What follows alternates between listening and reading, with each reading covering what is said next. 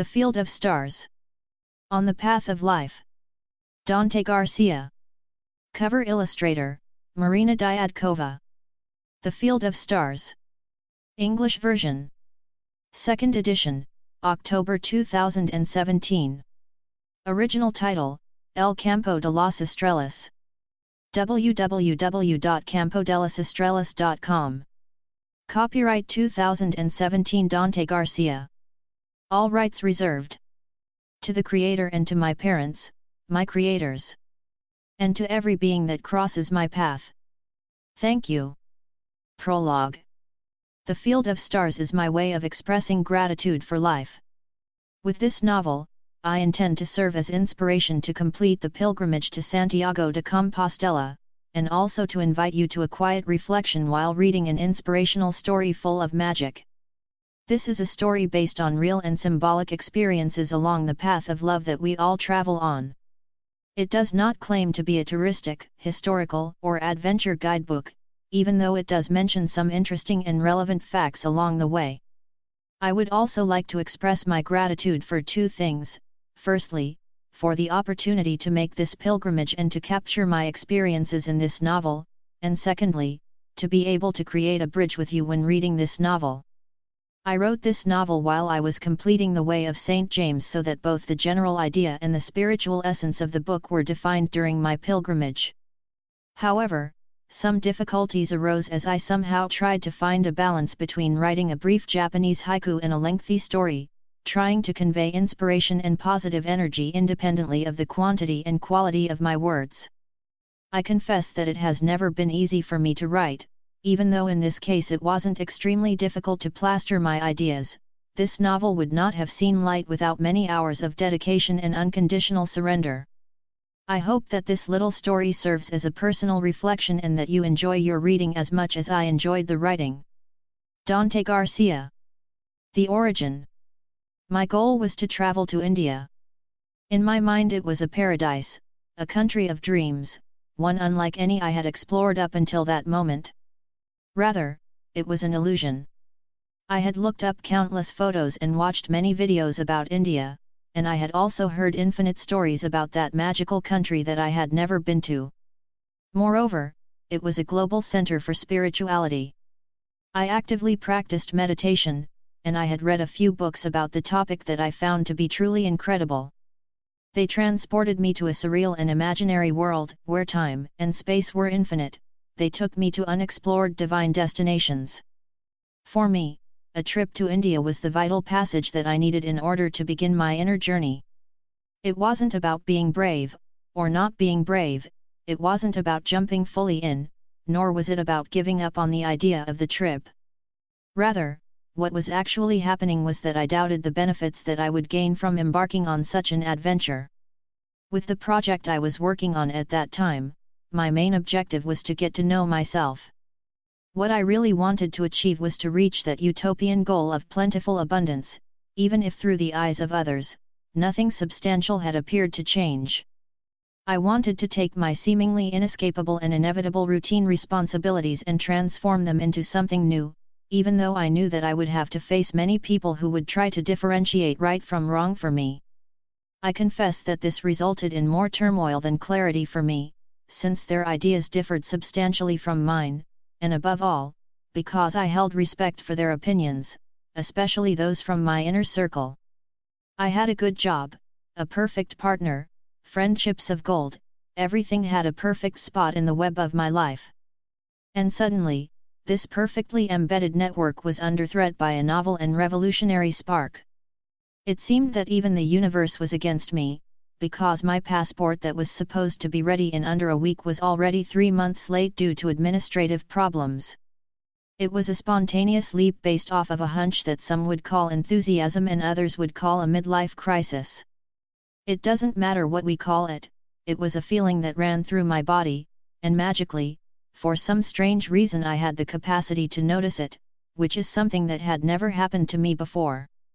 And honestly, to not carry out this defiant opportunity that life was proposing to me was not the right choice for me. Because I was acting from my heart, I knew that my initiative was not a mistake, and that my feelings were authentic. Only God knows why, but when the moment came to make the decision and to take action, my vote counted as 100 votes. It was like I was the owner of some coveted treasure and could set whatever price I fancied. However, up until that moment the price was imaginary, since I had not solidified any transactions. And committing to that transaction became my newest challenge. Pressing the enter key on the keyboard to book my flight wasn't so simple. One could say that I didn't quite have the fluidity of a typist writing greeting cards from memory. Surfing the web, I found an interesting flight about 3 months away, with a layover in London. At last, I had taken the initial kick-off into an unfamiliar match. For magical reasons, I had not actually bought a flight to India. Rather, I had only bought a flight to London, and my idea was to travel from there, by land, sea or air, towards the east. In my home city, the next few months passed by as I continued on with my regular life, until one night when I was having a beer with some friends in a pub and we were talking about our future plans. One of my friends asked me, "Why don't you hike the Way of St. James?" I was surprised by his suggestion, but it also seemed like a viable idea. It wasn't in my plans and I didn't know anything about the pilgrimage. I had only heard of it, nothing more. But to let myself be carried by the current of life and to be amazed by such gifts seemed like something truly genuine to me. The idea of completing a pilgrimage filled me with curiosity and enthusiasm. Moreover, it was still in line with my purpose. It wasn't necessary for me to travel to India to find what I was looking for. After all, I knew that the answer to my questions didn't lie in the destination, so the Way of St. James was a valid alternative. Also, the trip to India could easily be postponed. I booked a flight to Biarritz, France, a city very close to the starting point of the typical route for the Way of St. James. And so I spent the next few weeks researching the significance of the Way of St. James. It was around 800 kilometers long. It was a pilgrimage that you could make by foot, on horseback, or by cycling along a 1,000-year-old trail, which ends with an opportunity to revere at the relics of St. James. He was the apostle who had preached the gospel along the Iberian Peninsula and whose remains, according to legend, can be found in the city of Santiago de Compostela. During the 9th century, pilgrims arrived from different parts of the world and the routes between Jerusalem, Rome, and Santiago became important for the pilgrims, who were granted plenary indulgence upon the successful completion of the pilgrimage. I later learned that there were different routes one could take to arrive in Santiago, from all different directions, and that the route that I had chosen was the most common one, also known as the French Way. I wanted to complete the pilgrimage by foot because I thought that that was the appropriate pace for the internal work that I wanted to do. Also, I had given my notice of resignation at work and I anticipated that an intense joy would come from having a whole month to achieve my goal and to feel physically fit in my undertaking of the pilgrimage. So, as I already had previous hiking experience, I prepared my backpack with determination and without much doubt. A few days before my departure, I was fortunate enough to run into Juana, a sister who had taught me love poems in a retreat in the outskirts of the city. She was a person full of life, and considering her old age, she was still full of energy and continued giving the authentic gift of kindness to anyone who needed it. I met her not through mutual friends, but rather by coincidence, and there was an inexplicable chemistry that tied me to her. One day, she taught me how to visualize the violet light, a light that heals everything and invites us to co-create in communion with God. That visualization was so powerful that even the warm water in the bathtub that night had acquired an intense violet color. I had no reasonable explanation for what happened. "Ah! The violet flame!" She murmured and continued speaking, "Have a vision, find what you believe in. If you do not, continue walking, keep your faith, with that you will never be lost. Concentrate on what you are looking for and clear your path of the trash that doesn't serve you. Keep in mind that duality manifests itself in every moment, so be wise. Remember that all this is just a dream, live it with dedication and gratitude." She hung a blessed medallion from Rome of Saint Benedict around my neck and she said to me, "Bless you. Saint Jean Pied de Port." Saint-Jean-Pied-de-Port was a classical town of the French Basque Pyrenees and the traditional starting point of the so-called French Way. I toured around London for a few days before I got there. I found myself in a very calm state, with no greater concern than to enjoy every single moment. I was serene, but I could see the challenge ahead. This was not going to be an adventure, nor a test of endurance, and much less would it be a demonstration of achievement. I had already lived through many similar experiences, and what was most important here was my inner journey, although there would also be adventure along the way and some goals to fulfill. When I arrived, I met Beatrice, who would help me with the preparations and who would take me to the portal of the mythical Way of St. James. The day before I left, Beatrice introduced me to a wise man, Gurutz, who worked as a cook for the Basque community that gathered together every year on the first days of October to honor Mother Earth in the main square. He was a man of short stature, lean, fibrous and disheveled. His face was wrinkled and burned from working under the sun. He had a brute appearance. He wore his shirt rolled up with the top buttons undone and had baggy pants on. I offered to help at his side in the kitchen during the celebration. He was a strict and firm man. And he repeated again and again, "You don't know anything." I remained silent and I followed his orders in the kitchen. I felt more like he was giving me affection than orders. His words took me back to my childhood. They encouraged me to stop knowing everything, to experience curiosity for life, to not have expectations, and to innocently rediscover the world. I tried to forget all that was, or better said, all that appeared to be. At the end of the workday, he told me that he was the owner of a hostel a few meters from the beginning of the way, and that he would wait for me there with an espresso. This confirmed my initial suspicion.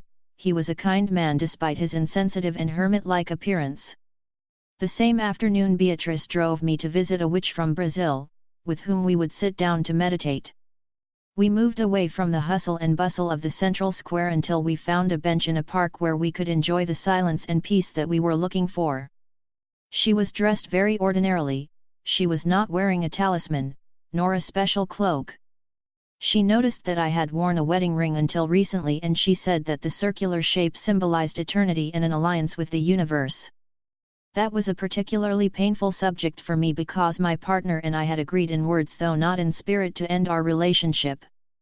She added that it was only a symbol and that love reached further. Then she told me to close my eyes and she began the ritual.